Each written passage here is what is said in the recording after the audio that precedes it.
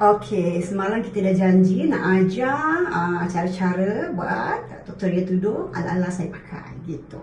Okey, mula-mula kita pinkan bawah dagu dan kita selaraskan di kiri kanan bucu tudung depan ni.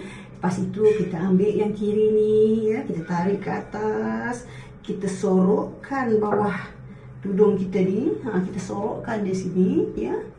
Dan ambil yang kiri ni, ambil yang ini ya, ambil yang ini, kita pinkan di sini, okey? Nampak kan?